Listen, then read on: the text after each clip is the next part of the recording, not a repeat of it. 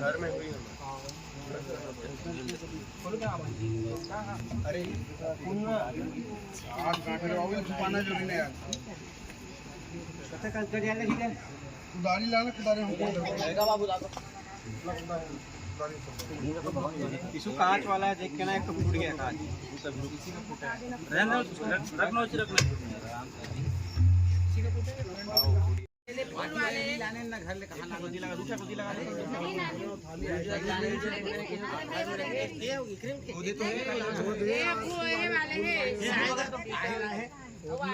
हरि कथा प्रसंग जहाँ भगवान श्री हरि की कथा होती है वहाँ हम मानव पहुँचे या न पहुँचे, लेकिन 33 कोटि देवतागण विभिन्न प्रकार के रूप बदल करके भगवान की कथा अमृतपान करने के लिए जरूर पधारते हैं। वो लोग पूरा लाभ लेते हैं। आज चिल्फी गांव ये बस्ती को देखिए, ग्राम की संख्या को देखिए और यहाँ की उपस्थिति देखिए, इसके आधार पर सबका लाभ देवता लोग ही ज्यादा लेते हैं, मानव ले नहीं पाते हैं, क्योंकि मानव जो है ना महत्व को समझ नहीं पा रहे हैं। आज की हवा इतना बढ़ रही है, दुराचार, पापाचार, व्यभिचार, नख से लेकर के सिख तक के पूरा कलयुग दुर्गुण की खान है, और ऐसे दुर्गुण की खान में भगवान कथा रुचती नहीं है। आइए पहले व्यास पूजन करें, व्यास पूजन के बाद में फिर पारायण और उसके बाद कथा प्रारंभ की जाएगी। हरि ओम नमो ब्रह्मण्य देवाय गो ब्राह्मण हिताय च जगत हिताय कृष्णाय गोविंदाय नमो नमः। गुरुर्ब्रह्मा गुरुर्विष्णु गुरुर्देवो महेश्वरा गुरु साक्षात् परब्रह्म तस्मै श्री गुरुवे नमः। अखंड मंडलाकारं व्याप्तं येन चराचरं तत्पदं दर्शितं येन तस्मै श्री गुरुवे नमः। अज्ञानतिमिरान्धस्य ज्ञानाञ्जनशलाकया चक्षुरुन्मीलितं येन तस्मै श्री गुरुवे नमः। नारायणं समारम्भं शंकराचार्य मध्यमाम् अस्मदाचार्य पर्यन्तां वन्दे गुरु परम्पराम्। ध्यानमूलं गुरो मूर्ति पूजा, ध्यानमूलं गुरो मूर्ति पूजा मूलं गुरुपदं मंत्रमूलं गुरुर्वाक्यं मोक्षमूलं गुरुकृपा ब्रह्मानन्दं परम सुखदं केवलं ज्ञानमूर्तिं द्वन्द्वातीतं गगनसदृश्यं तत्त्वमस्यादिलक्ष्यम् एकं नित्यं विमलमचलं सर्वदि साक्षीभूतं भावातीतं त्रिगुणरहितं जगद्गुरुं तं नमामि। गुरुचरणकमलेभ्यो नमः, गुरुचरणपादुकायेभ्यो नमः। मृत्युञ्जयाय रुद्राय नीलकण्ठाय संभवे अमृतेशाय सर्वाय महादेवाय ते नमः। ओम त्र्यंबकं यजामहे सुगंधिं पुष्टिं वर्धनम् उर्वारुकमिव बन्धनान् मृत्युर्मुक्षीरमामृतातः। सद्गुरुदेवाय नमः। नमो ब्रह्मण्य देवाय गो ब्राह्मण हिताय च जगत हिताय कृष्णाय गोविंदाय नमो नमः। हो गए चलो चलो बैठो।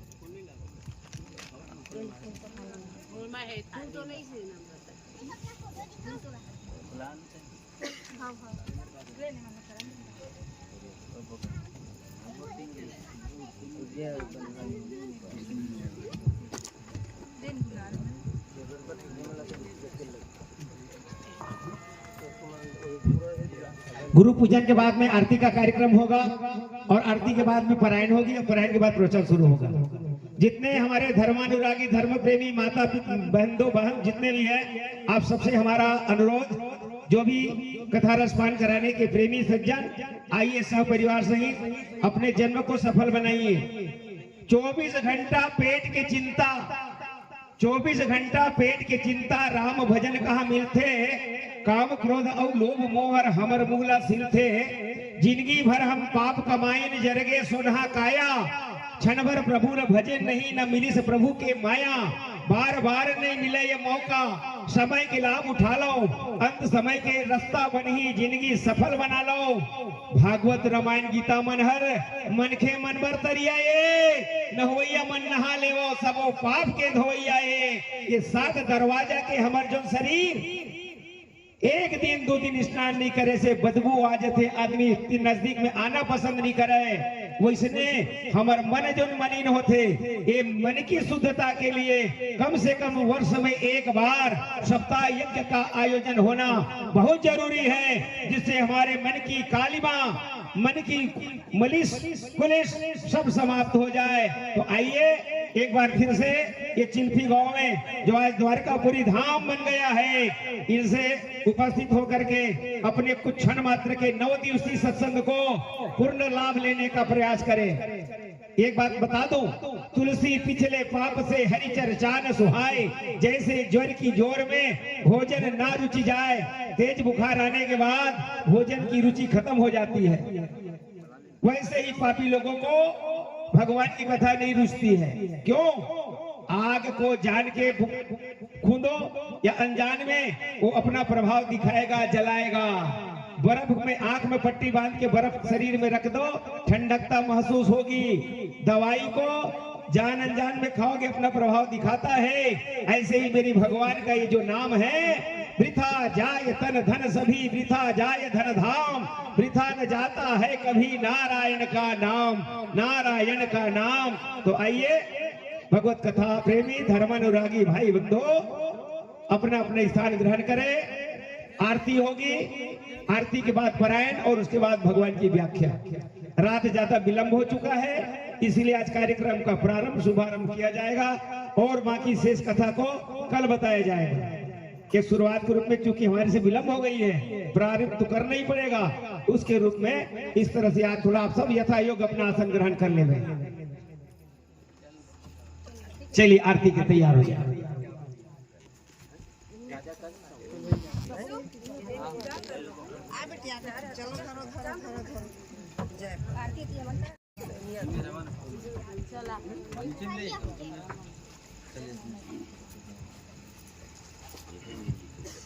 करियर बंद करके आज आए में लगा पैक कर।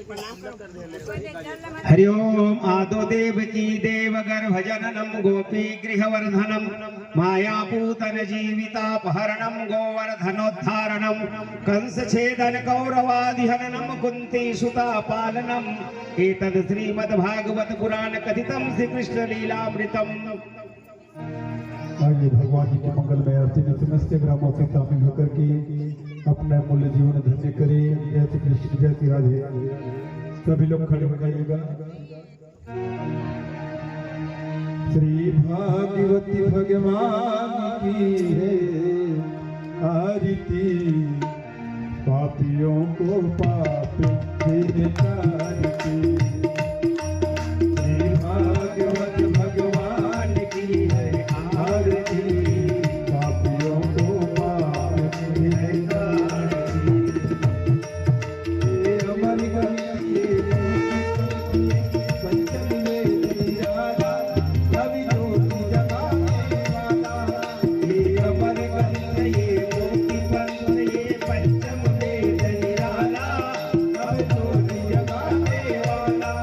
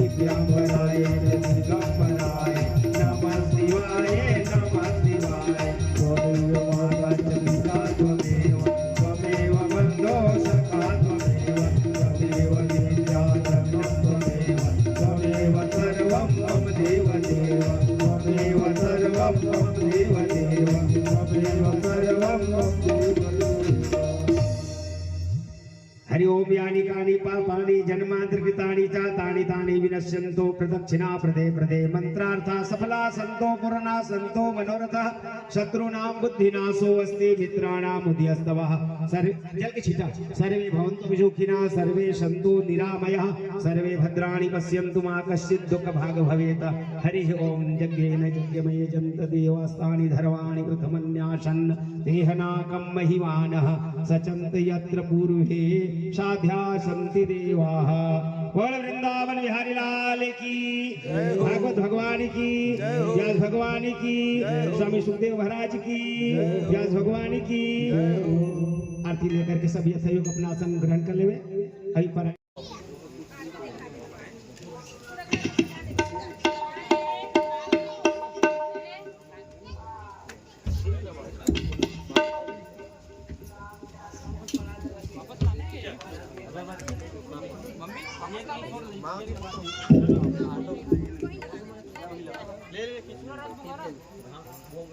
अरे फोटो तो देखना पहले फोटो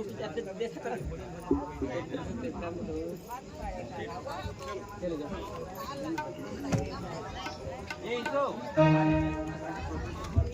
हमारा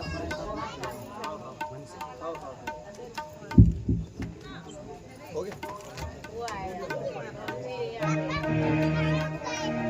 प्रेम से बोली से बात बिहारी लाल की, श्री गजानन स्वामी के वर्णानाम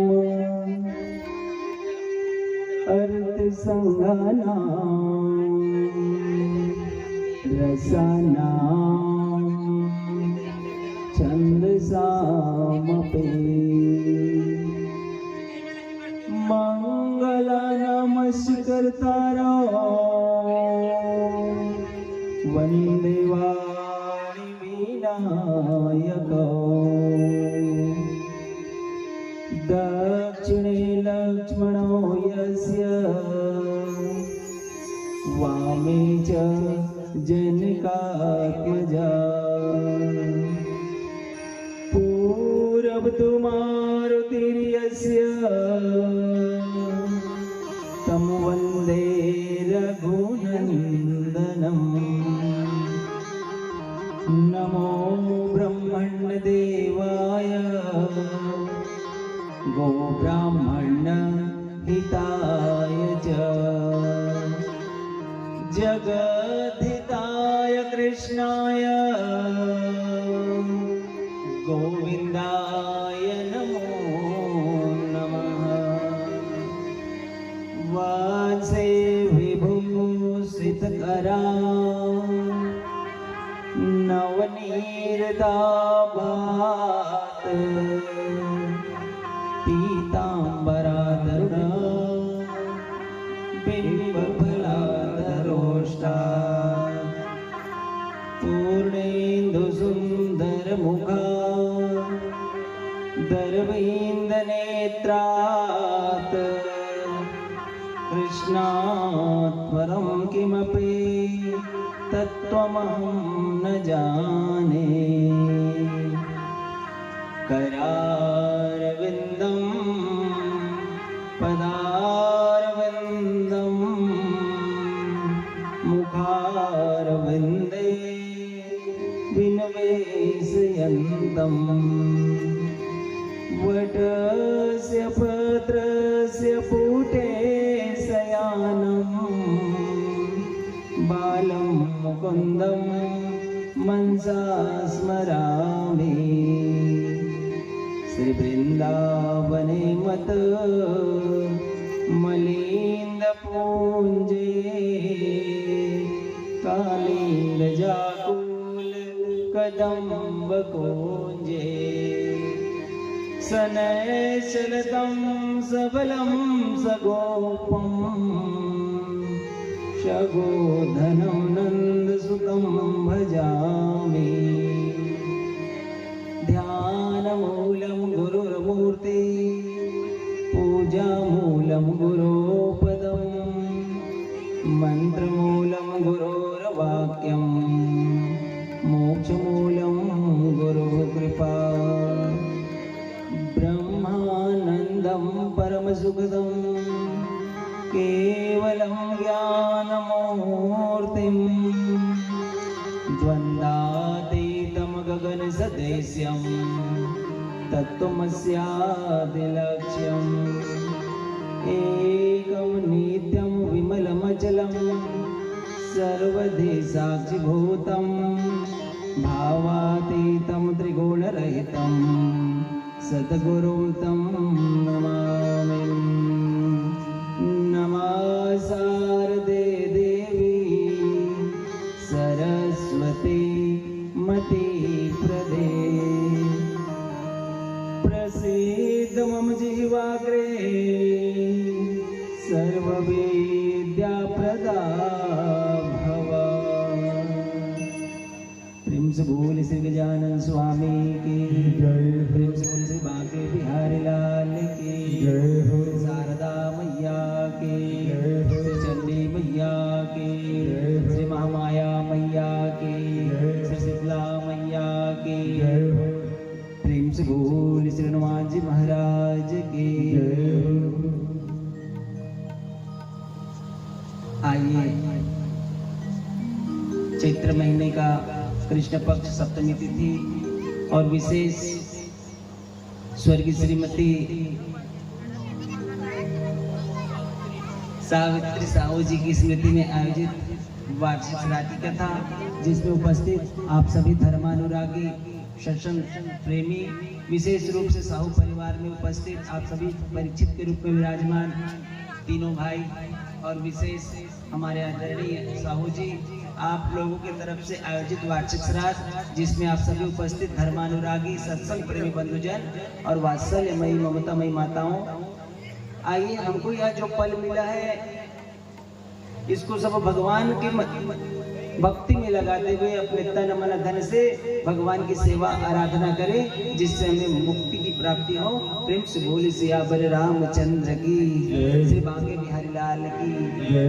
सर्वप्रथम आइए अपने जीवन को पवित्र करें और पवित्र करने के बाद जो भगवान की आज की महात्मा की कथा है हम आपके समक्ष रखेंगे। प्रेम से बोलिए श्री बांके बिहारी लाल की।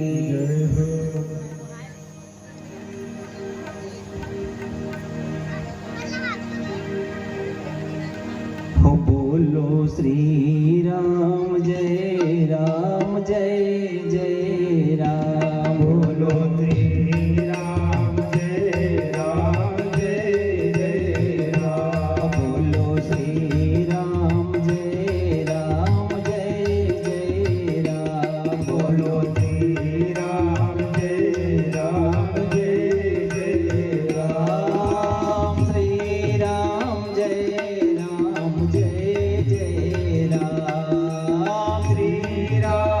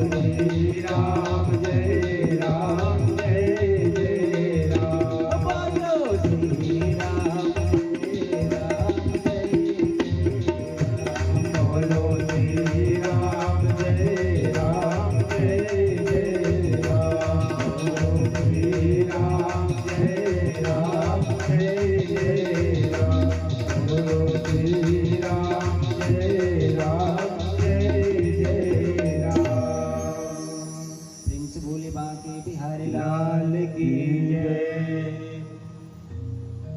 आज की महात्म्य कथा मैं आपको संक्षिप्त में सुनाऊंगा, क्योंकि 9 बजे है और 9 बजे के अंतर्गत इस महात्म्य की कथा में मात्र मैं आज के भगवान की जो द्वार हैं उनको हम लोग खोलने का एक कथा है।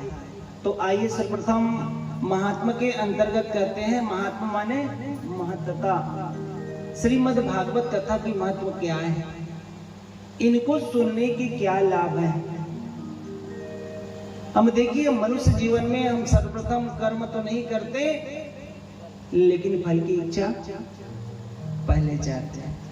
भगवान में अगर लगाव है तो हमें कर्म के साथ साथ लाभ जरूर मिलेगा। भगवान विशेष का कर्मण्येवाधिकारस्ते मा फलेषु कदाचन मा फल कर्म फल हेतुर्भुर्मा ते संगोत्वः कर्मणि।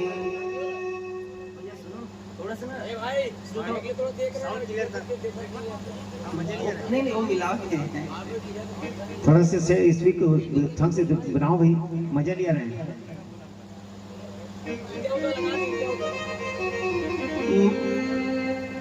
महत्ता की विशेष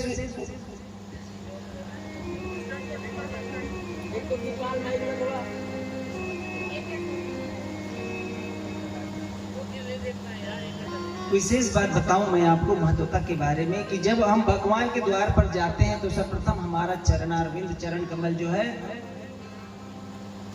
भगवान की ओर आकर्षित होता है। ये महात्मा की कथा है और इस महात्मा की कथा में सर्वप्रथम अगर कथा आती है तो सर्वप्रथम गोकर्ण की कथा आती है। अगर मैं गोकर्ण की कथा नहीं बताऊं ना तो माता रानी मन सर्वप्रथम एक ही कथा सुने करके सर्वप्रथम महात्मा के वो मां गोकर्ण की कथा नहीं बताई। ये पूरा पहले चिल्पी भर में हल्ला हो जाए महाराज आदि से और गोकर्ण के शुरू दिन के कथा हम हल्ला नहीं बताई। तो सर्वप्रथम गोकर्ण की कथा सुनाए से पहले ये कथा की शुरुआत जो है नारद मुनि से होती है। नारद मुनि से कैसे हुई? ये नारद मुनि जो है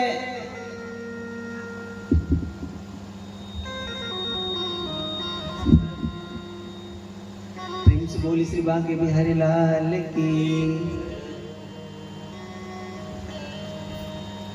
नारद जी जो है बिना बजावत हो श्रीमन नारायण नारायण नारायण श्रीमन नारायण नारायण नारायण श्रीमन नारायण नारायण नारायण श्रीमन नारायण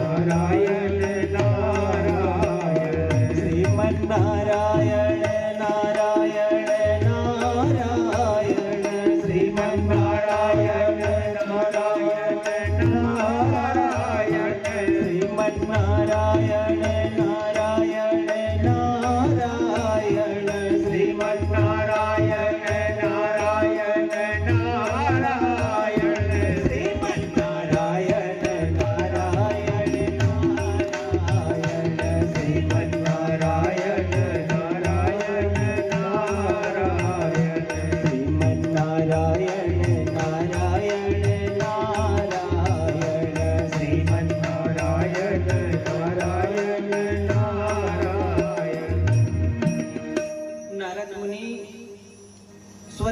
छोड़ के वो ऐस वृंदावन धाम में, वृंदावन धाम में जैसे ऐस तो एक कौतूहल देखी, भीड़ देखी और भीड़ देख करके नारद जी सोची आखिर काम हुआ थे, जाके देखना चाहिए।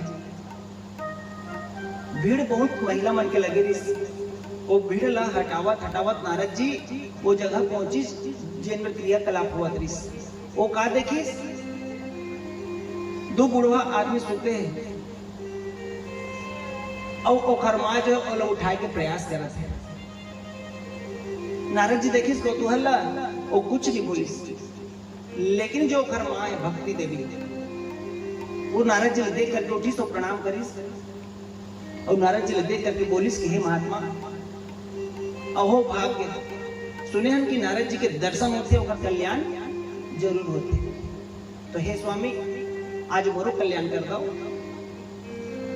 भक्ति देवी की बात को सुन करके नारद जी पूछे कि देवी आप कौन हो, और इतनी सारी जो स्त्रियां हैं वो कौन है, और ये जो पुरुष जो बेहोश है ये कौन है। भक्ति देवी कहने लगी तो मैं भक्ति देवी हूं। ऐसे तो मेरा जन्म जो है तमिलनाडु द्रविड़ देश में हुआ, कर्नाटक में जाकर के मैं पली बढ़ी, महाराष्ट्र में जाकर के मैं जवानी को प्राप्त हुई, और गुजरात में जाकर के मेरा बुढ़ापा आ गया। लेकिन जैसे ही मैं वृंदावन को आई मैं जवानी को प्राप्त हो गई, लेकिन ये जो मेरे बच्चे हैं बुढ़ापा ने आ घेरा। भक्ति मैया कहने लगी कि हे नारद जी, अगर ये जो ज्ञान और वैराग्य है, अब देखिए माता जवान है और पुत्र अगर बूढ़े हैं तो सभी हंसेंगे, लेकिन होना तो चाहिए कि माँ बूढ़ी और बच्चे जवान। भक्ति मैया दोनों हाथों को जोड़कर कहने लगी कि हे स्वामी, मुझ पर अगर कृपा करें तो ये दोनों जो बच्चे हैं उनको आप जवान कर दो। नारद मुनि ने कहा कि देवी फिक्र न करो, मेरे पास ग्रंथ तो बहुत है, उपनिषद बहुत है, वेद बहुत है, उनका मैं अध्ययन करता हूँ। हो सकता है उस मंत्र के प्रभाव से ये जो ज्ञान और वैराग्य है उनको होश आ जाए, और हो सकता है जवानी को प्राप्त कर ले। सोया हुआ था और नारद मुनि गए और दोनों के कान में कहा, ऐ ज्ञान ऐ वैराग्य उठ जाओ, तुम्हारे निमित्त मैं यह मंत्र बोल रहा हूं। वेदों का पाठ किया, लेकिन कहते हैं ज्ञान वैराग्य उठते तो थे, लेकिन जम्हाई लेकर के फिर से वह सो जाते थे। नारद जी की मन में बेचैनी हो गई, और जैसे ही मंत्र उसके कानों में देने लगे, अचानक आकाशवाणी हुई कि हे नारद जी, इन मंत्रों के जाप करने से कुछ होने वाला नहीं है, जा करके सत्कर्म करो, सत्कर्म करो। नारद जी ने जैसे आकाशवाणी को सुनी, सुनने के बाद मन में ऐसा हुआ कि आखिर सत्कर्म क्या है। ये मंत्र जो बोल रहा हूं ये भी तो सत्कर्म है, लेकिन आकाशवाणी में सत्कर्म करो। भक्ति देवी के पास गया और जाकर के हाथ जोड़ करके भक्ति देवी से कहा कि हे देवी, मैं आपके बच्चों का जो बुढ़ापन है उसको दूर करने का भरसक प्रयास करता हूं। और कहते हैं नारद जी जो है अनेक विद्वानों से, अनेक ऋषि संत महात्माओं से जाकर पूछा कि ये सत्कर्म क्या है। ऋषि मुनि बताने से अब उनको मालूम ही नहीं था सत्कर्म क्या है। कई साधु संत महात्मा को मालूम हो गया कि हाँ नारद जी कुछ प्रश्न करने वाले हैं, दूर से ही भाग जाते थे, क्योंकि प्रश्न के उत्तर हमको मालूम नहीं है। जब नारद जी जैसे ज्ञानी व्यक्ति को सत्कर्म के बारे में कुछ जानकारी नहीं है, तो फिर हमें क्या मालूम होगा। नारद जी जो है सत्कर्म करते करते कहते हैं, इसका पता लगाते लगाते बद्रिका आश्रम में गए। जा करके नर नारायण से मैं जानकारी लो आखिर ये सत्कर्म क्या है। लेकिन जैसे ही बद्रिका आश्रम में जाने लगे, उसी समय ये सनत कुमार जो है, चार भाई सनक, सनंदन, सनातन और सनत कुमार सत्संग के लिए आए थे। इन्होंने अचानक नारद जी को देखा और देख करके सनक जी ने कहा कि हे नारद जी, आज आपका मुखमंडल जो है मलिन दिखाई दे रहा है और इतना उदास क्यों हो। ऐसा तो नारद जी हमेशा प्रसन्नचित होता है, लेकिन आज इनका मुख जो है उदास क्यों है, मैं जानना चाहता हूँ। और इतनी जल्दी जल्दी कहाँ जा रहे हो। सनत कुमारों की बातों को सुनकर कि नारद जी ने कहा कि हे सनत कुमारों, एक परेशानी है। सनत कुमारों ने कहा कि अरे सबकी परेशानियों का इलाज नारद जी के पास है, और आज अगर नारद जी परेशानी में गिरे हैं तो ये तो अच्छी बात नहीं है। सबका कल्याण करने वाला नारद जी आज परेशानी में गिरा है। सनत कुमारों ने कहा कि कुछ तो समस्या होगी, हमें बताओ, हम भी हल करने का प्रयास जरूर करेंगे। नारद जी ने दोनों हाथों को जोड़कर सनत कुमारों से कहा कि महाराज, एक आकाशवाणी हुई है सत्कर्म। आखिर ये सत्कर्म क्या है, मैं जानना चाहता हूं। सनत कुमारों ने कहा बस इतनी सी बात। नारद जी ने कहा इतनी सी बात? महाराज मैं अपनी कथा बताऊं, व्यथा बताऊं तो आपको समझ से परे होंगे। मैंने जो कौतूहल देखा, ज्ञान और वैराग्य जो है बूढ़े हो गए हैं, और जबकि हमें ज्ञान भी चाहिए और वैराग्य भी चाहिए। अगर वो ज्ञान और वैराग्य बूढ़ा हो गया तो लोगों में ज्ञान प्राप्ति कैसे होगी?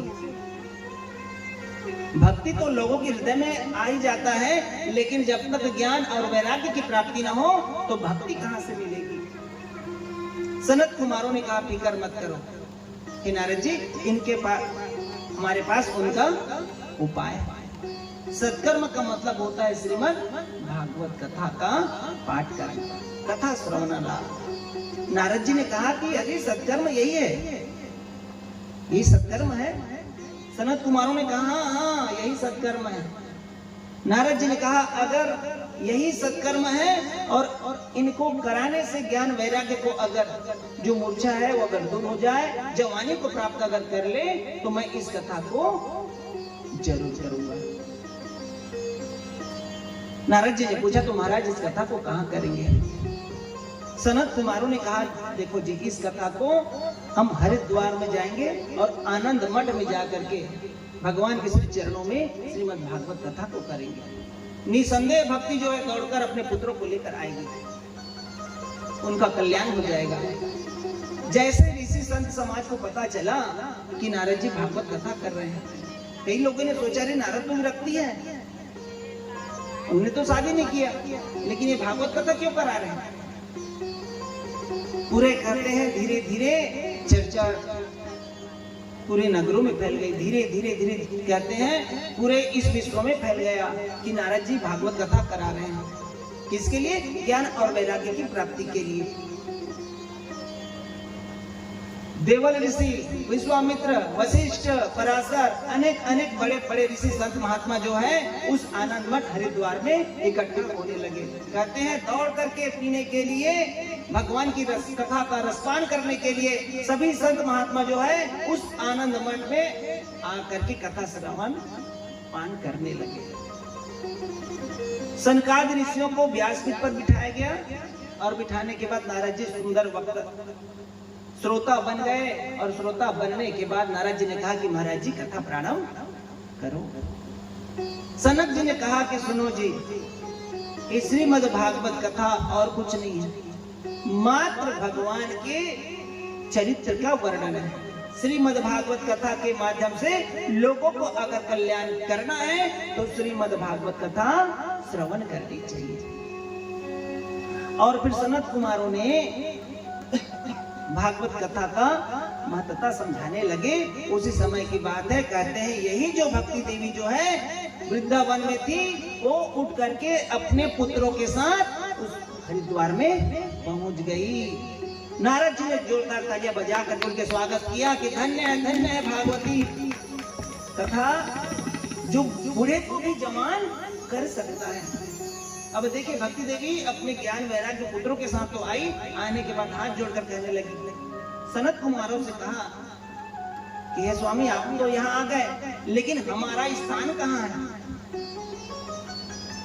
भक्ति देवी से सनत कुमार ने कहा कि एक काम करो देवी, आपका स्थान जो है ना श्रेष्ठ लोगों के हृदय में रहेगा। जो धर्मज्ञ होगा उनकी जो हृदय है उन पर तुम निवास करो, और ज्ञान और वैराग्य आपके साथ सुशोभित होगा। प्रेम से बोलिए भक्ति देवी की जय। नारद जी ने कहा कि महाराज इस कथा का पुण्य लाभ तो बहुत है, लेकिन मैं जानना चाहता हूँ क्या इस कथा श्रवण लाभ से, ठीक है ज्ञान वैराग्य तो अच्छे व्यक्ति थे, अच्छा कर्म करने वाले थे, इनकी तो मुक्ति होगी मैं समझ गया, लेकिन क्या कोई दुष्ट व्यक्ति भी होगा जो इस कथा श्रवण लाभ से मुक्त हुआ? सनत कुमार ने कहा हाँ, भागवत कथा के माध्यम से श्रेष्ठ व्यक्ति मुक्त को होता ही है। अगर जीवन भर जिन्होंने गलत मार्ग पर चला, दुष्ट काम किया, उनकी भी मुक्ति श्रीमद् भागवत कथा श्रवण लाभ से उनकी मुक्ति हो जाती है। यहाँ तक कर्म करते, गलत कर्म करते करते अगर उस व्यक्ति की मृत्यु भी हो जाए, उनके निमित्त किया गया यह भागवत कथा उनको मुक्त कराता है। प्रेम से बोली श्रीमद् भागवत भगवान की। नारद जी ने कहा व्यक्ति गलत कर्म करे, कर्म करने के बाद अगर वो मर जाए, मरने के बाद उनके निमित्त अगर कथा किया जाए तो क्या वो मुक्त हो जाता है? बोले सनत कुमार जी अभी तो बताया नारद जी, इस कथा का प्रभाव वही है। अब देखिए 18 महापुराण है हमारे, 18 पुराणों में आप लोग विशेष श्रीमद् भागवत कथा का ही श्रवण लाभ लेते हैं। कभी आपके गांव में अगर कहा जाए भविष्य पुराण की कथा हुआ है, पंडित जी के पास जाकर के हम भविष्य दिखा सकते हैं, लेना मैं भविष्य बता देंगे, लेकिन भविष्य पुराण की कथा हम आज तक नहीं सुने। मत्स्य पुराण की कथा नहीं सुने, मत्स्य पालन केंद्र जरूर सुने हैं, लेकिन मत्स्य पुराण की कथा नहीं सुने। हाँ भाई, शिव महापुराण वो कथा सुन रहे हैं, देवी भागवत की कथा ओकर श्रवण लाभ ले रहे हैं, और ये श्रीमद् भागवत कथा जो मद लगे, ये जगह जगह कथा काबर होते, काबर की ये गारंटी है। श्रीमद् भागवती कथा विशेष बताए गए कि यह है जो मुक्ति प्रदान करने वाला है, लेकिन हम पंडित के वजह से ही धीरे धीरे कर्मता जो है खत्म हुआ। तो विप्रय भागवती वार्ता गेहे गेहे जने जने कारिता कन लोभेना कथा सार ततो गता। हम अब का है ना एक पेट के साधन बना रहे हैं, जैन में जाता ना थे मैं कहता लेवा ना भागवत कथा नहीं करावा था। अब मान लो जय साहू जी कथा करावा थे, जैसे सुने ना तो 5 महाराज ओकर आगो पीछे मंडरावत है, छोटे भाई कर जाते, मंझला भैया कर जाते, बाबूजी कर जाते, बड़े भैया करावत है, ले नंबर भागवत कथा ला करा ला। ये हमारी ब्राह्मणों की विशेष स्थिति है, मैं ब्राह्मण हूं, लेकिन रोजी रोटी देखिए इस पर ना करें, रोजी रोटी जो है अन्य कथाओं पर करें, लेकिन श्रीमद् भागवत कथा जो है आज भी मोक्ष को प्रदान करने वाला है। तो इनमें सौदेबाजी नहीं चलता। सौदेबाजी अगर करने लग गए तो याद रखिएगा उस जीव को कभी मुक्त होने वाला नहीं है। क्यों? क्योंकि वो पंडित महाराज को अपने लिए आया है, हाथ पांव जोड़े मोर करावा मैं नहीं जाना, परीक्षित बस बनना है तो मान ला, बाकी पूरा गांव देख ली। अब जब परीक्षित बने हैं औखा निमित्त करा था तो भाई मैं तो अपन पेट के लिए आया, अब तुम्हारा परिवार मुक्ति हुआ चाहे मत हुआ, मोला कथा 9 दिन सुनाना है, सुनाने के बाद ले दक्षिणा और निकल गया। देखिए ये भागवत की कथा है, विप्रय भागवती कथा, प्रेत पीड़ा विनाशनी। ये भागवत की कथा जो है प्रेत को नाश करने वाला है। नारद जी ने पूछा कि महाराज ऐसा कोई कथा हो जिनको सुनने से वाकई हमको पता चले कि भागवत से उस जीव का मुक्त हुआ। सनक आदि ऋषियों ने कहा कि महाराज एक कथा है, और उन्होंने एक दुलकारी की कथा प्रारंभ करी। एक समय की बात है, तुंगभद्रा नदी के किनारे पर अनुपम नगर था। अनुपम, उनमें एक धनाढ्य ब्राह्मण रहता था, उनका नाम है आत्मदेव। देखिए पहले से उनको अमीर बता दिए, वैसे तो अन्य कथाओं में आपको ब्राह्मण जो है गरीब ही मिलेगा। सत्यनारायण की कथा अगर श्रवण लाभ लेंगे तो एक गरीब ब्राह्मण था, नाम था काशी निवासी सतानंद। आपको गरीब मिलेगा ही मिलेगा, लेकिन इस कथा में बताया गया आत्मदेव ब्राह्मण जो था बहुत अमीर था, धन धान्य से परिपूर्ण था, और भगवान का वह बहुत बड़ा भक्त था। उनकी पत्नी थी धूंधली, झगड़ारू प्रवृत्ति की थी, कर्कशा थी, हमेशा आस पड़ोस से झगड़ा मचाने वाली थी। आत्मदेव के यहाँ कोई संतान नहीं था, धर्म प्रेमी था, लोगों के यहाँ जाकर के पूजा पाठ करता था और लोगों का कल्याण करता था, लेकिन उन्हीं का कल्याण नहीं हुआ था। अब वो सोचता था धन्य है मेरा जीवन, मेरा कुल बेकार, मेरा धन बेकार, मेरा जीवन बेकार, बिना पुत्र के यह जो मेरा परिवार है सब बेकार है। मन में ग्लानि होता था, सबके बच्चों को देख करके, खुशियों को देख करके उनको ऐसा होता था काश मेरा भी कोई संतान होता। एक दिन की बात है, अब देखिए वो अपना जो धन था दान करने लगा। कहीं पर कथा हो रही है, किसी बेटी का विवाह हो रहा है, उन्होंने अपना धन खर्च करना शुरू किया। उसके बावजूद अब उसको ऐसा लगा कि अब मेरा जो आधा उम्र है वो तो खत्म हो गया,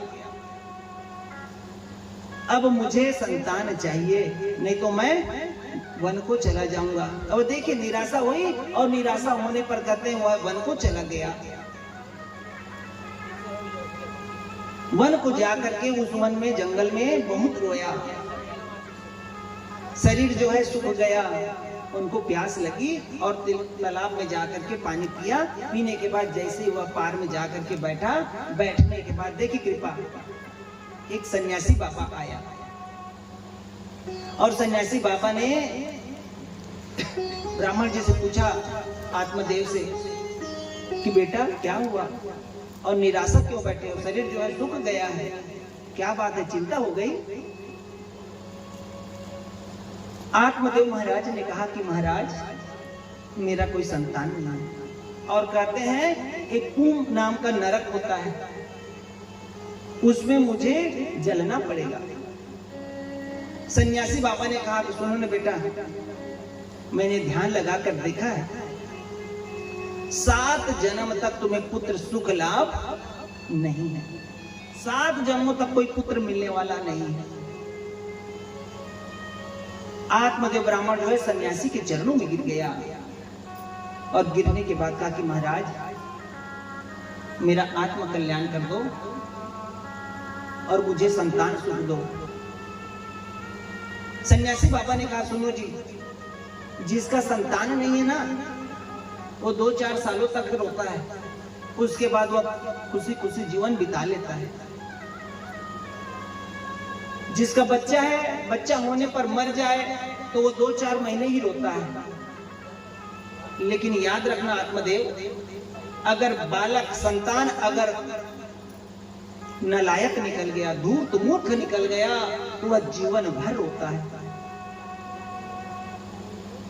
आत्मदेव महाराज कहने लगा कि महाराज बस मैं कुछ नहीं जानता, जिस किसी के पास रोना रो तो अपनी सबासी जो है बघारना शुरू कर देते हैं। तो महाराज मुझे आपके आदेश नहीं चाहिए, मुझे कोई बात नहीं सुननी है, मुझे मात्र संतान चाहिए, संतान चाहिए। बोलोगे बेटा अगर पुत्र धूर्त अगर निकल जाए तो उसको भी नरक में जाना पड़ता है। आत्मदेव ब्राह्मण कहने लगा कि महाराज मेरा अगर संतान नहीं हुआ तब भी मैं नरक में जाऊंगा, संतान हो गया, नालायक हो गया, तब भी मुझे अगर नरक में जाना न पड़े महाराज, तो एक काम करो ना, मुझे संतान दे दो। दोनों तरफ नरक है तो क्या फर्क है, तो नरक ही तो जाना है, तो नरक ही दे दो। सन्यासी बाबा ने ध्यान में एक फल लाया और फल ला करके उस आत्मदेव को दिया, ले अगर चाहता है तो ये फल अपनी पत्नी को खिला देना, और याद रखना अपनी पत्नी से कहना पवित्र जीवन जिए, दान करे, सबका सम्मान करे, जैसे बालक गर्भ में आएगा श्रेष्ठ पुत्र की प्राप्ति होगी, मैं तुमको आशीर्वाद देता हूँ। लेकिन जैसे ही घर में गया आत्मदेव, देखिए हंसते मुस्कुराते गया कि अब फल मुझे मिल गया और अब मेरा संतान जरूर होगा, और जा करके धुंधली को वह फल दिया। फल देने के बाद धुंधली से कहा कि सुनो देवी, धर्म दान सोच पवित्रता विशेष ख्याल रखना और इस फल का भक्षण कर लेना, हमारा कल्याण हो जाएगा देवी। अब देखिए धुंधली फल को तो ली, लेने के बाद देखिए ये आधुनिक जो हमारी माताएं हैं, जो धुंधली सोच रही है जीवन में नहीं सोची होगी, ऐसे धुंधली का आचरण है। जैसे फल को देखिए, फल को देखने के बाद अब वो सोच रही है अब मैं इस फल को खाऊंगी खाने के बाद मैं गर्भवती हो जाऊंगी। गर्भवती होने पर मेरे पेट का आकार जो है बढ़ जाएगा। अगर गांव में कोई डाकू आ गया तो मैं कैसे भगूंगी? देखिए, कई संतान प्राप्ति के लिए पता नहीं कहां कहां कई मंदिरों में जाते हैं, लेकिन कुंडली को फल मिला। फल मिलने के बाद सोच रही है, अगर सुखदेव महाराज जैसे मेरा गर्भ कई वर्षों तक ठहर गया, तब मन में सोच ही रही थी। अचानक उनकी सहेली आई और सहेली आने पर कहने लगी, ये बहन, मेरे स्वामी ने ये फल लाकर दिया है, इस फल को मैं जब खाऊंगी ना तो मैं गर्भ में हो जाऊंगी और मुझे गर्भ में नहीं रहना, लेकिन मुझे पुत्र मिले। सखी कहने लगी, अब इसका भी कोई इलाज नहीं है भाई, जब फल को खाओगे तभी तो संतान हो। अब देखिए, जैसे सहेली गई, सहेली जाने पर उनकी एक छोटी बहन आई। छोटी बहन आने पर अपनी छोटी बहन से कहने लगी कि बहन देखो, आपके जीजा जी ने एक फल लाया है और इसको मुझे खाना है, खाने पर मैं गर्भवती हो जाऊंगी और मेरा शरीर जो है बेडोल हो जाएगा। मुझे यह फल नहीं खाना, लेकिन मुझे पुत्र चाहिए। उसकी बहन कहने लगी, सुनो ना बहन, मेरे घर में ना 5-7 मेरे तो ऐसे संतान है, अभी मैं और गर्भ में हूँ। एक काम करती हूँ, मेरे जो गर्भ में जो बच्चा है मैं वो आपको दे दूंगी, फिक्र मत करना। 9 महीने तक लेकिन आपको अपने पति से बचकर रहना है, क्योंकि भाई अब जान जाएगी कि वो गर्भ में नहीं है तो फिर से वह निराश हो जाएगा। तो उसको बचा करके आप बहाना बना लेना और 9वें महीने में मैं आपको यह बच्चा दे दूंगी। अब कहती है कि अरे आपके पति कुछ तो बोलेंगे, बोले नहीं, उनको धन से मतलब है, जैसे बच्चा मैं दूंगी, देने पर कुछ धन मेरे पति को दे देना। बोले ठीक है। और ये फल, आत्मदेव ब्राह्मण एक गौ माता रखी थी, वो भी बाणी हो गई थी, कोई संतान नहीं था। उसकी बहन ने कहा, एक काम करो, इस फल का प्रभाव देखने के लिए गौ को ही खिला दो, हो सकता है संतान हो जाए।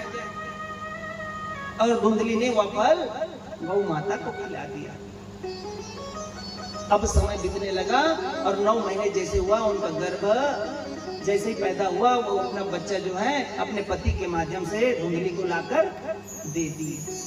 और धुंधली ने अपने पति से कहा कि महाराज बधाई हो, हमारे यहाँ पुत्र की प्राप्ति हुई है। आत्मदेव ब्राह्मण अत्यंत खुश, वाह वाह भगवान, आपने मेरी सुन ली, मुझे नरक से बचा लिया। अब देखिए, जैसे बच्चा हुआ, बच्चा होने के बाद 3 महीने बाद गौ माता के गर्भ से भी एक संतान ने जन्म लिया, एक पुत्र ने जन्म लिया। और कहते हैं उनका जो शरीर था मनुष्य के आकार था और मात्र कान जो है गौ माता के कान के समान था। दोनों का नामकरण किया गया। बड़े बच्चे का नाम अपने नाम के अनुसार रखना चाहता था। मेरा नाम आत्मदेव है तो मैं अपने पुत्र का नाम भी अपने नाम के आधार पर रखूंगा। मेरा बेटा अच्छे मार्ग पर चलेगा, सदगति करेगा लोगों का। लेकिन ये क्या, धुंधली कहने लगी, सुनो जी, बच्चा मैंने दिया है, पैदा मैंने किया है, तो मैं अपने अनुरूप रखूंगी और उनका नाम रहेगा धुंधकारी। जैसे धुंधली है वैसे धुंधकारी। बोला ठीक, कोई बात नहीं, बड़े बेटे का नाम आपके नाम से, तो छोटे बेटे का नाम मैं रखता हूँ और मेरे छोटे बेटे का नाम होगा गौकर्ण। प्रेम से बोले गौकर्ण महाराज की जय। अब देखिए, गोकर्णो पंडितों ज्ञानी धूंधकारी महाखला, इकलौता बेटा हो गया। इकलौता बेटा होने पर कहते हैं, अब देखिए धूंधकारी जो है धीरे धीरे बिगड़ने लगा और गोकर्ण जो है धर्म के मार्ग में लिप्त हो गया। दोनों के मार्ग अलग अलग हो गए। धीरे धीरे ये धूंधकारी जो है चोर डकैत बन गया और गोकर्ण जो है पंडित बन गया। गोकर्ण जो है अपने घर का त्याग कर दिया और बद्री का आश्रम में चला गया। हरिद्वार में जा करके भगवान के तीर्थ स्थलों के दर्शन करने लगे। इधर धुंधकारी जो है धीरे धीरे डाकुओं के संग रखा चोरो डाकू के संग उनका विशेष अब कहते हैं समूह बन गया। अपने घर नहीं आता, अपने माँ को तंग करता, अपने पिताजी को तंग करता। बता धन कहाँ है। एक दिन को दोनों माँ बाप को बहुत मारा। मारने के बाद अब देखिए सन्यासी का कहा हुआ जो शब्द था,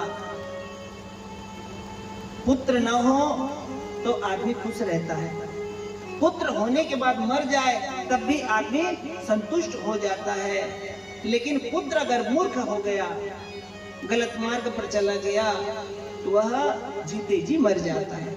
वही सोचने लगा आत्मदेव, हे भगवान, जो नहीं होना था वही मेरे साथ हो रहा है। उसी समय की बात है, गोकर्ण जी महाराज जो है तीर्थ से वापस आया और आकर के उसी रात में अपने पिताजी आत्मदेव को प्रवचन सुनाने लगा और कहने लगा सुंदर उपदेश। गोकर्ण ने कहा कि पिताजी, ये पुत्र आपका पुत्र नहीं, मैं भी तो आपका पुत्र हूँ, दोनों पुत्र हैं, दोनों में समानता है क्या? बोले नहीं, समानता तो नहीं है बेटा। तो याद रखना पिताजी, ये जीव किसका है? ये जीव आपका नहीं है। ये मत समझना कि जिस पर हम गर्व करते हैं या शरीर आपका जीवन भर साथ देगा, देने वाला नहीं है। कब पल छिन नष्ट हो जाए यह तो खुद को मालूम नहीं है। ये हमारी आंखें अभी देख रहे हैं, लेकिन कुछ पल में यह आंख जो है खराब हो जाती है, वो हमारे वश में नहीं है। हाथ शरीर लकवाग्रस्त हो जाता है, हमारा साथ नहीं देता। मात्र एक ही नाम आधार है, वह भगवान का नाम। पिताजी, शरीर की 3 गति होती है, जला दोगे तो राख बन जाएगा, अगर जमीन पर हम दबा देंगे तो कीड़े मकोड़े उनको खा लेता है और जमीन के रूप में आ जाता है, और अगर बाहर फेंक दें तो जो चील है वह खा जाता है। तो शरीर की 3 गति बताई है मात्र। दबा दोगे तो मिट्टी बन जाएगा, जला दोगे तो राख बन जाएगा, और फेंक दोगे तो पशु पक्षियों के काम, कीड़े मकोड़ों के काम आएगा। बस 3 गति है पिताजी हमारे शरीर की, और इस 3 गति से बचने के लिए अगर भगवान का नाम अगर आप नहीं लेते होंगे तो पिताजी आपको धिक्कार है। उससे अच्छा तो आपको वन में जाकर के भगवान के भजन करने चाहिए। आत्मदेव कहा कि बेटा धन्य धन्य धन्य ऐसे पुत्र सबको दे। और कहते हैं उसी रात में आत्मदेव जो है जंगल को चला गया और श्रीमद् भागवत के 10वें स्कंद का पाठ करते करते मोक्ष को प्राप्त किया। प्रेम से बोली श्री बांके बिहारी लाल की। अब देखिए जैसे ही आत्मदेव महाराज मोक्ष को प्राप्त किया, इधर धुंधकारी जो है और आतताई हो गया, अपनी मां को मारने लगा और कहा कि बता, मेरे पिताजी ने जो धन छुपा कर रखा है उसको कहां रखे हो? धुंधली कहने लगी कि बेटा, कौन सा धन जिसको तुम्हारे पिताजी ने कमा कर रखा था, सबको तो तुमने बर्बाद कर दिया।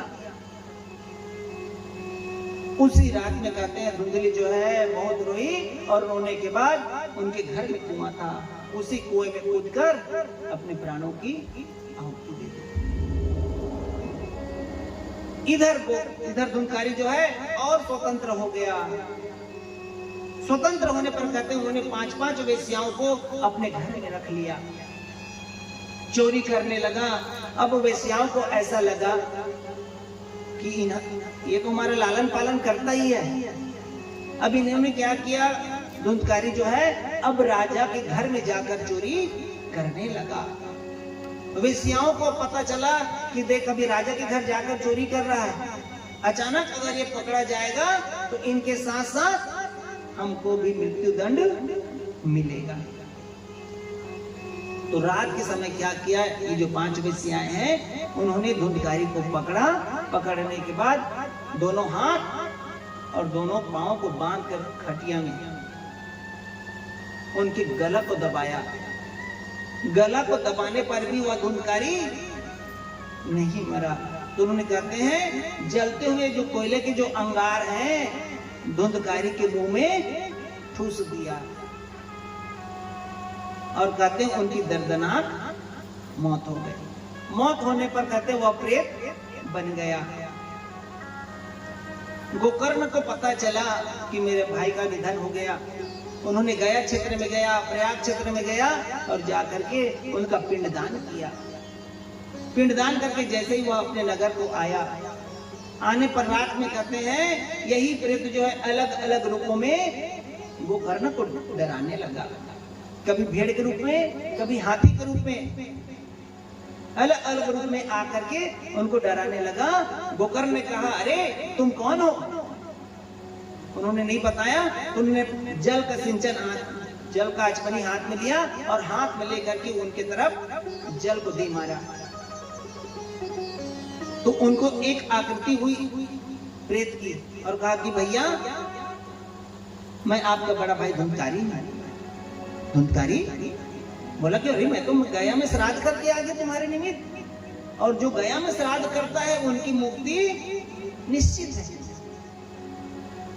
धुंधकारी कहने लगा महाराज चाहे आप गया में जाओ, प्रयाग में जाओ, अन्यत्र जाओ, मेरा कर्म ऐसा है आप जहां भी पिंडदान करो भैया मेरी मुक्ति होने वाली नहीं है।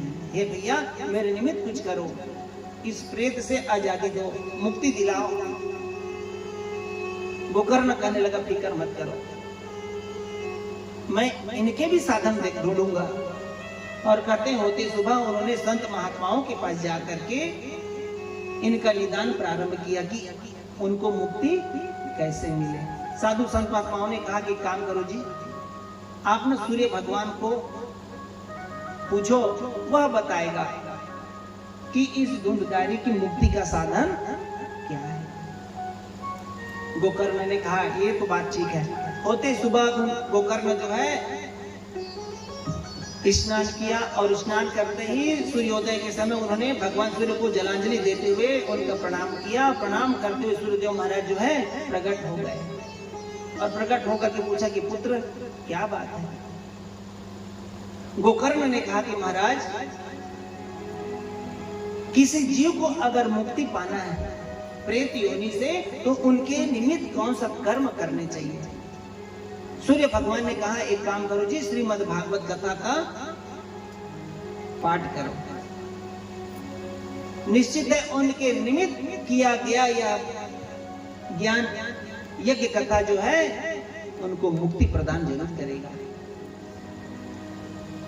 गोकर्ण जो अपने घर में आया और आने के बाद कहते हैं उन्होंने धुंधकारी के लिए श्रीमद् भागवत कथा प्रारंभ करी। यह कथा जो है 7 दिनों तक चला। शुरुआत जब कथा प्रारंभ हुई उन्होंने गोकर्ण ने धुंधकारी को बुलाया और बुलाने पर कहा कि भाई मैं आपके निमित्त श्रीमद् भागवत ज्ञान यज्ञ सप्ताह कर रहा हूं, आप आए और आकर के कथा का श्रवण लाभ लें। धुंधकारी कथा सुनने के लिए आया, लेकिन ये क्या, वो तो बिना शरीर का था। हवा जैसे चलता, चलने के बाद धुंधकारी जो है हवा के साथ वो उड़ जाता था। बोले भैया मैं एक स्थिर होकर के कथा सुन नहीं पा रहा हूं। तो गोकर्ण ने क्या किया, जहां पर ये कथा हो रही थी वहां पर बांस का झुरमुट था। 7 गांठ का एक बांस लिया और उसी पोर में जाकर के बोले कि भैया अब इस बांस में जाकर के तुम बैठ जाओ और बैठ करके कथा श्रवण करो। पहले दिन की कथा गोकर्ण जी ने प्रारंभ करी और जैसे विराम हुआ पहले दिन पहला गांठ जो है हट गया। दूसरे दिन की कथा में दूसरी गांठ, इस प्रकार से पूरे 7 दिनों तक गोकर्ण ने धुंधकारी के लिए कथा करी और सातों गांठ जैसे ही फटा, फटने पर कहते हैं ये धुंधकारी जो है भगवान विष्णु की आकृति का चतुर्भुज धारण कर लिया, पार्षद के रूप में हो गया और भगवान विष्णु ने उनका भी कल्याण कर दिया। प्रेम से बोल से लक्ष्मी नारायण भगवान के गोकर्ण की कथा।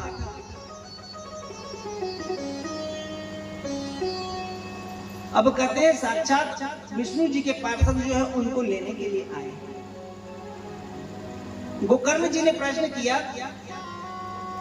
कि भाई कथा तो सभी श्रवण कर रहे हैं, लेकिन इस धुंधकारी की मुक्ति कैसे हुई? हम भी तो श्रवण लाभ ले रहे हैं और इनको लेने के लिए पार्षद आए और अन्यत्र जो सुन रहे हैं उनके लिए क्यों नहीं आए? पार्षदों ने कहा कि सुनो जी, इन्होंने कथा तो श्रवण किया और श्रवण करने के बाद वह इस कथा को मनन करता था।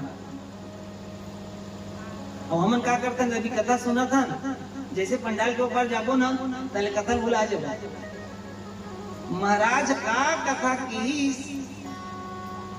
वो सब एक कान ले सुने ना, दूसरा कान ले कावत परिवार संसार ये सब बंधे हुए हैं। हम तो भगवान के नाम ले लेते हैं, लेकिन सच्चे दिल से आज तक भगवान के नाम नहीं जपन। वाकई में अगर हम सच्चे मन से भगवान ला याद करबो तो परम पिता परमात्मा काबर नहीं आई। अब देखिए गोकर्ण महाराज जैसे ही धुंधकारी की मुक्ति हुई, होए के बाद पुनः ये कथा ला करी। कथा ला करे के बाद कहते हैं भगवान विष्णु स्वयं अपन पार्षद लेकर के अनेकों रथ लईस और वो जो गांव वाला है अनुपम नगर, जितना भी नगर वासी है सब लोग नाव में बैठाए प्रयास करी, चौलाई से नाव, लेकिन कोई जाकर तैयार नहीं हुई। गोकर्ण की सबका हो गया, अब काबर नहीं जाता पूरे तो मतलब लेबर आए विमान ओमन कहते नहीं जान भैया, वो कहा हमार नाती खिलाफो, एक जन कहा हमार पत्नी सुख लेना है, पति सुख लेना है। गोकर्ण की तुम जाओ चाहे मत जाओ, लेकिन मैं तो जरूर जाऊं। और गोकर्ण महाराज जी जो है स्वयं भगवान विष्णु के विमान में बैठ करके गोलोक धाम पधारी। प्रेम से बोले गोकर्ण महाराज के, लक्ष्मी नारायण भगवान के।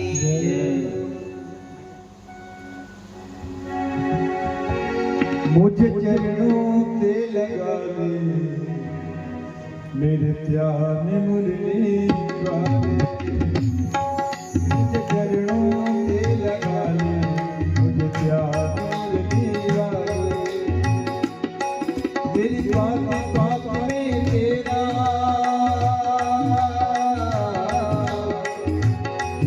मेरी बात बात में तेरा है नाम मुरली वाले। मुझे चरणों से लगा ले मेरे प्यार मुरली वाले, मुझे चरणों से लगा ले मेरे प्यार मुरली वाले।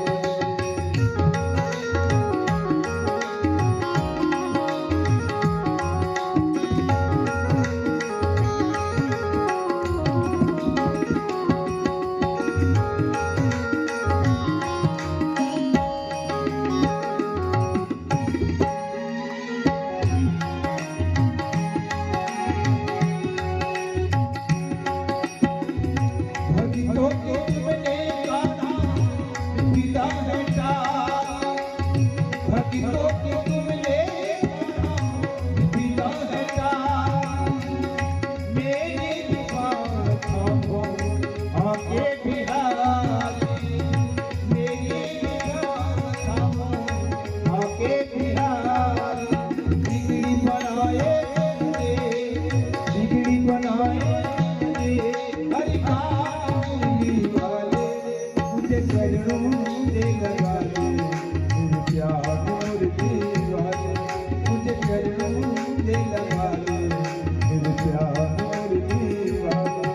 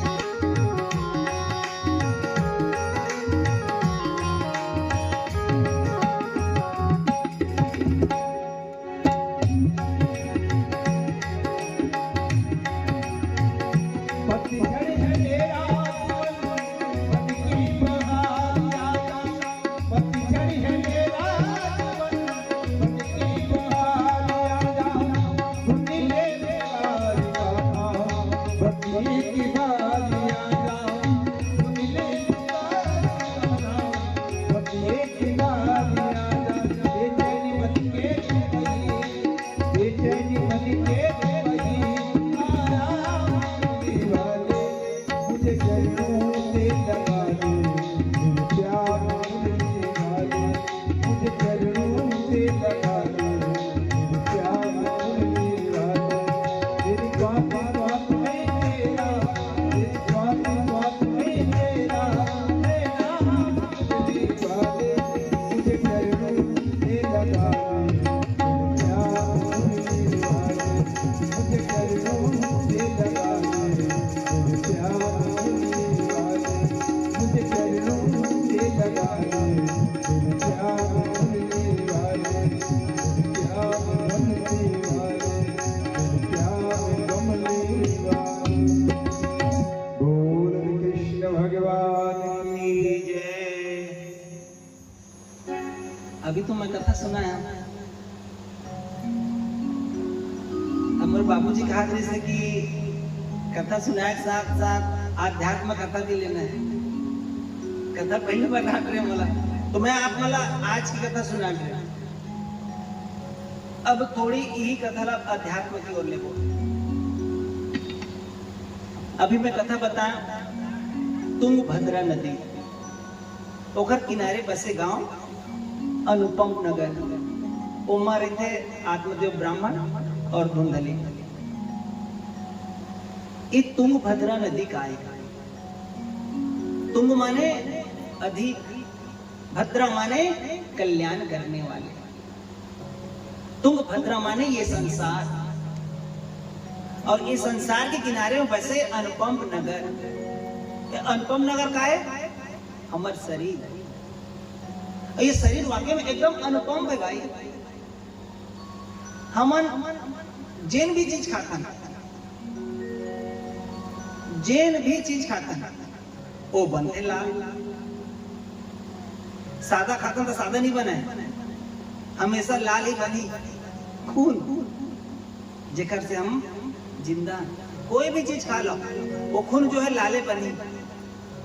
दूसरी बात, शरीर के बड़े विलक्षण महत्वता है। ये सिर के बाल भयानक बढ़ते हैं, चाहे पुरुष के रहा है चाहे महिला का। पुरुष में भी आजकल बढ़ाव धरते हैं। अब कई जन तो देश में मुरे आसान मुंडा रहते हैं। तो ये बाल की खूबसूरती देख, अनुपम नगर एकदम विलक्षण नगर है ये। अब साधारण सी बात है, जैसे बच्चा से जब बड़ा होता है तो हड्डी भी बढ़ती है, लेकिन एक सीमित दायरा है, वो हड्डी बढ़ेगी, अत्यधिक नहीं बढ़े। एक उम्र के साथ हड्डी बढ़ी फिर वो रुक जाते हैं। अगर बच्चे के साथ साथ जैसे 70 साल की उम्र तक, अगर 80 साल की उम्र तक अगर हड्डी भी बढ़ती तो पता नहीं हम के फीट के रहते हैं। विलक्षण अनुपम नगर। अब उमा कहा तो अनुपम नगर में रहा, अनुपम नगर में रही आत्मदेव ब्राह्मण। ये आत्मदेव कौन है? ये हमार आत्मा, जीव। अब जीव की जो पत्नी है धुंधली, नाम से पता चलिए धुंध। सुबह सुबह के बेरा रहते, जब सड़क में रहते तो आदमी एक दूसरे को देख नहीं पावन और दुर्घटना हो जाते। बस ये वही धुंध है जो हमारे दिमाग में बुद्धि ला घेर के रखते। लेकिन ओमा बच गए ली, आगे हम जोड़ रहे हैं ली, वो हो गए धुंधली। स्त्रीलिंग बना देना बुद्धि।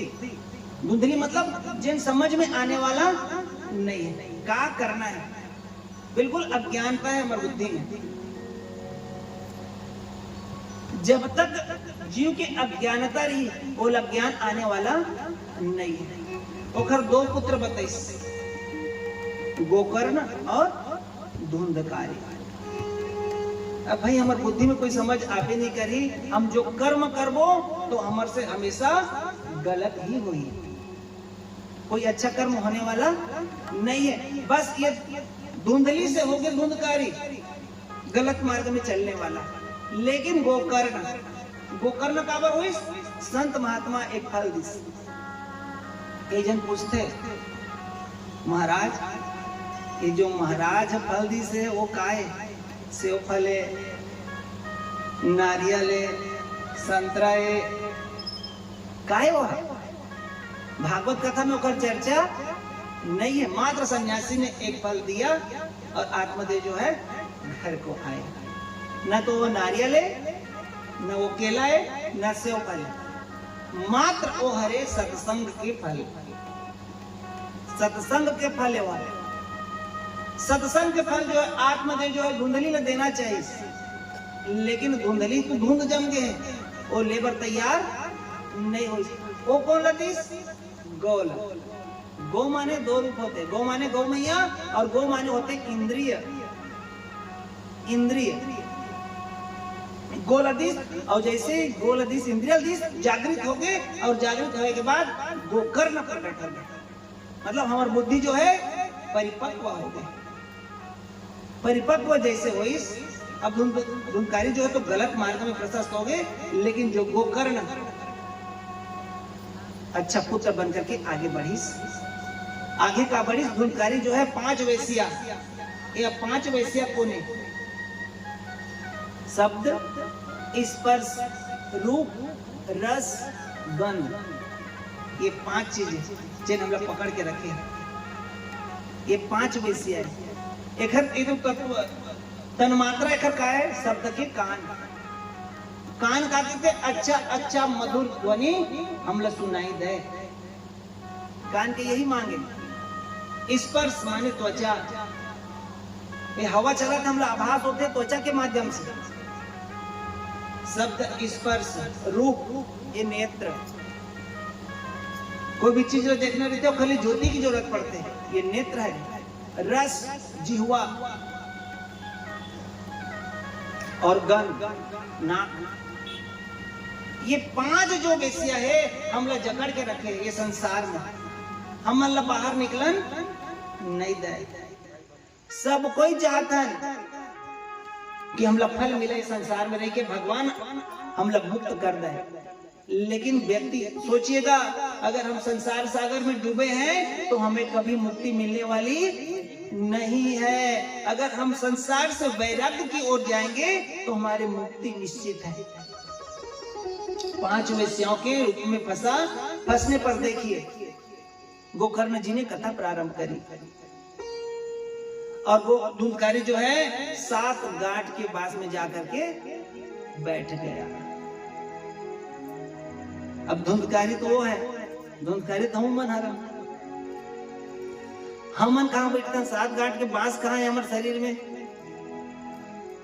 तो 7 गांठ के जो बांस बताए गए हैं वो हमारे रीढ़ की हड्डी बताए गए। रीढ़ की हड्डी जेलमन मेरू दंड के तक बिल्कुल 7 गांठ है वो मां, और बिल्कुल पोला है, मांस जैसे पोला।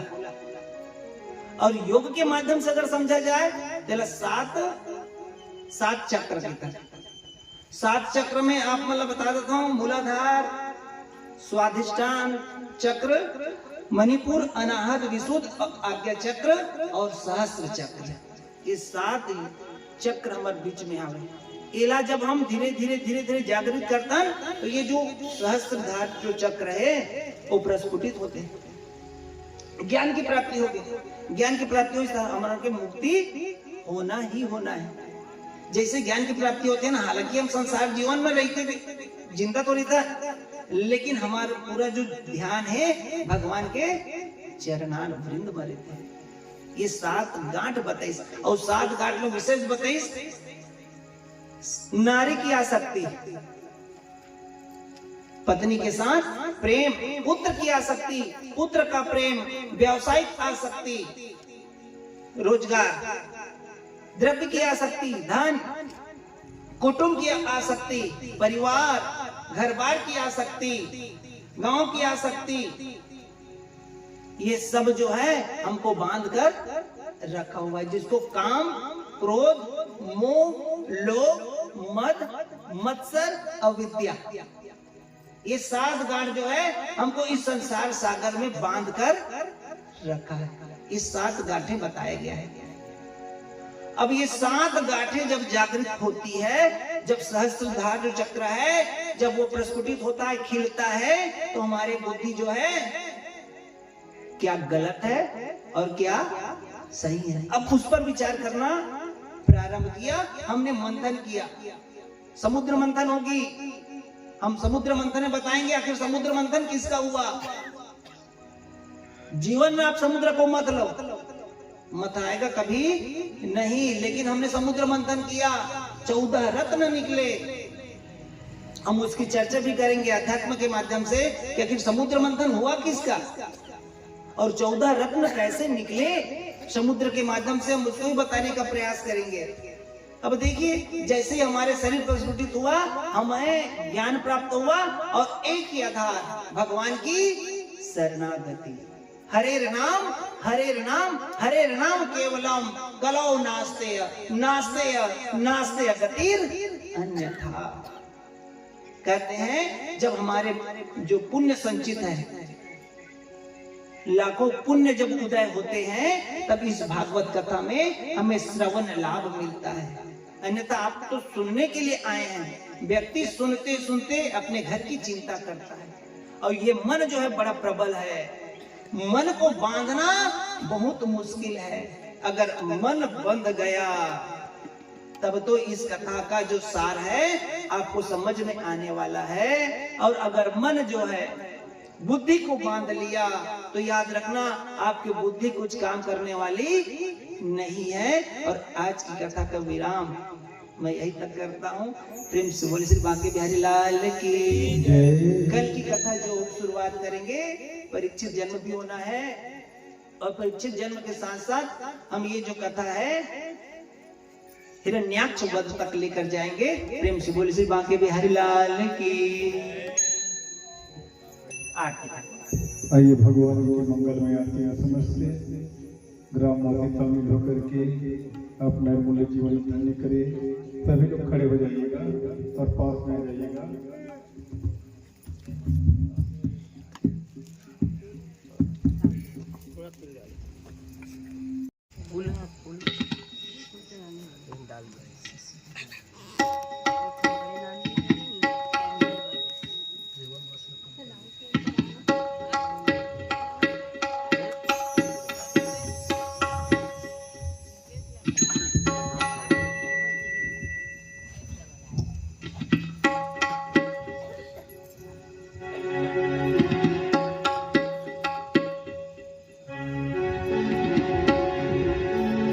बोल कृष्ण भगवान की जय।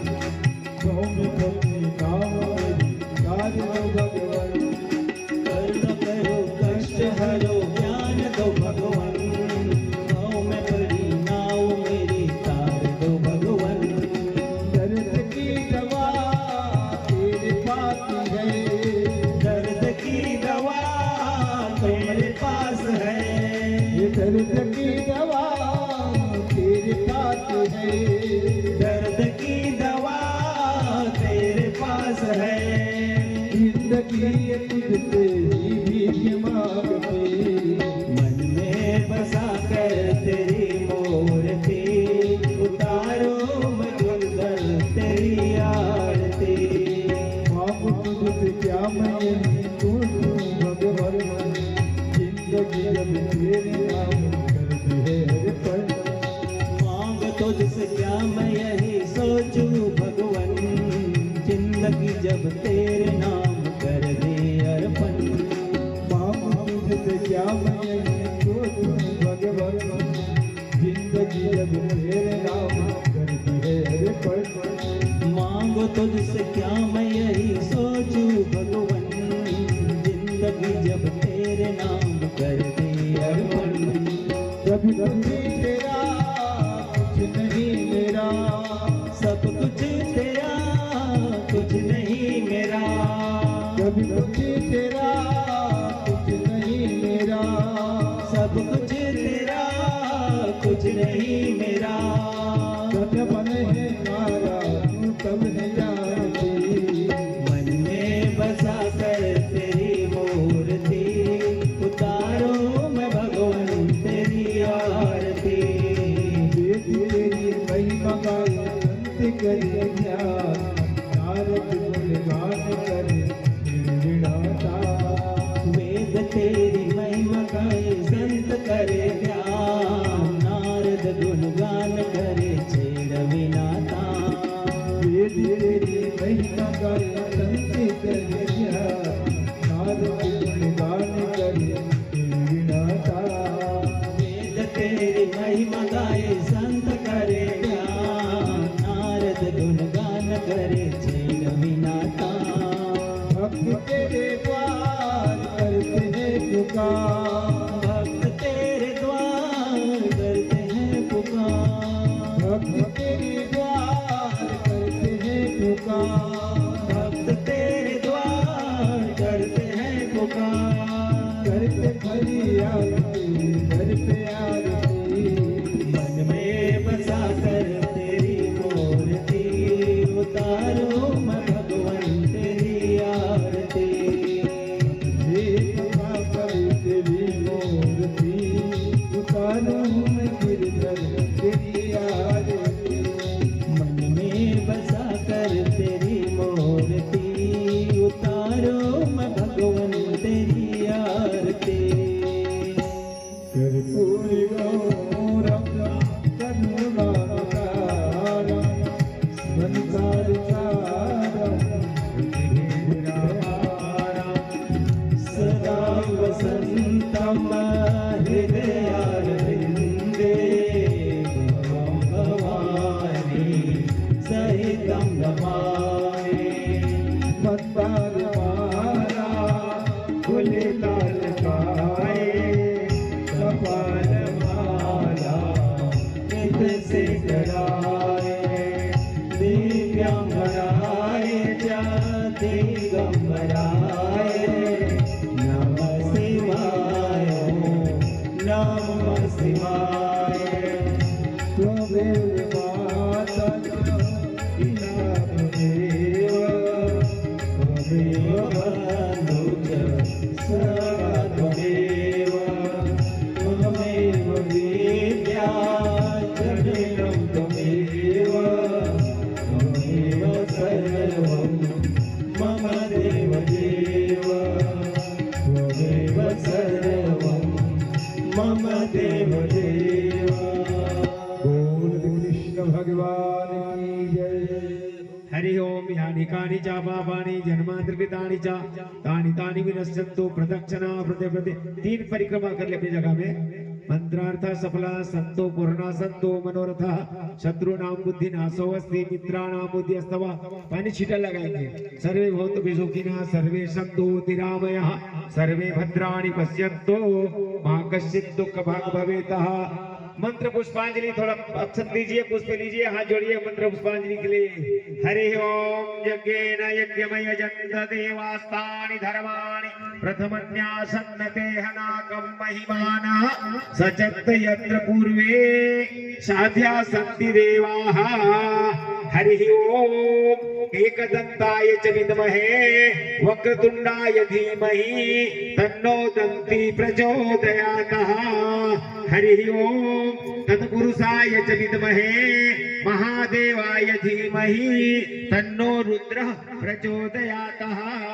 हरि ओम गिरिजयाय विद्महे शिवप्रियाय धीमहि तन्नो दुर्गा प्रचोदयातः सेवंतिका वकुल चंपक पाटलाब्जे पुन्नागजाति करवीर रसाल पुष्पैः बिल्व प्रवाल तुलसी दल मंजरी विश्वाम पूजयामि जगदीश्वर में प्रसीद नाना सुगंध पुष्पाणि यथा कालोद्भवानि च पुष्पांजलिर्मया दत्तो गृहाण परमेश्वरः मंत्र पुष्पांजलि समर्पय तिला चावल जो फूल रखे हो भगवान कन्हैया में अर्पण कर दो मंत्र पुष्पांजलि समर्पयामि प्रेम से बोली बार बार बोलो वृंदावन बिहारी लाल की भागवत भगवान की वेद व्यास भगवान की चंद्रमौलेश्वर भगवान की गांव के ठाकुर देवता की गांव की महामाई दाई की गांव के शीतला मैया की 33 कोटि देवी देवताओं की चंद्रमौलेश्वर भगवान की धर्म की